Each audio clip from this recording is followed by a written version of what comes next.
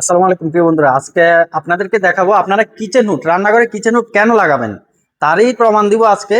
আমি এখন আপাতত কিচেন হুডটি চালু করে নেই। চালু না করে আমি পাতিলে দিলে এই যে ধোঁয়াটা বের হচ্ছে, মনে করেন এই যে ধোঁয়াটা বের হয়ে আমাদের পুরা ঘর এভাবে আর কি ধোঁয়াটে হয়ে যায়। এখানে একটু পরিমাণে বেশি, তবে এরকম ধোঁয়া কিংবা তেল রান্না করতে করতে আমাদের ঘরটা ফুরে যায়। তো সেক্ষেত্রে আমি কিচেন হুডটা এখন চালু করতেছি। দেখেন আমি কিন্তু কিচেন হুডটা এখন চালু করলাম। এই যে দেখেন এখন কি অবস্থা হয় দেখেন। এই যে ম্যাজিক, জাস্ট ম্যাজিক। এই যে দেখেন আমার এখানে যা আছে সবগুলো এটা টেনে নিয়ে চলে যাচ্ছে। এই যে এখানে দেখেন, এই যে সব টেনে নিয়ে চলে যাচ্ছে। এই যে দেখেন সব টেনে নিয়ে চলে যাচ্ছে। এই যে সব কিছু মিলে যেমন আমি এখন একটু বন্ধ করলাম, আমি আরো ক্লিয়ার করে আপনাদেরকে দেখাচ্ছি।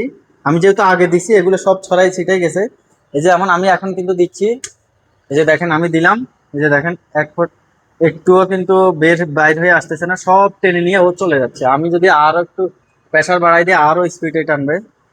এই যে দেখেন। তো আসলে এই জন্যই আপনাদের কিচেন হুডটি আপনাদের খুবই ইম্পর্টেন্ট। বা একটি বাসা, বর্তমানে লাক্সারি বাসা বাড়িতে কিচেন হুড না থাকলে খুবই প্রবলেম হবে। এটাই হচ্ছে কথা, আপনাদের তেলাক্ত দিয়ে পুরো ঘরটা ভরে যাবে। তো আপনারা অবশ্যই সাবধানতা অবলম্বন করবেন। ধন্যবাদ, আসসালামু আলাইকুম।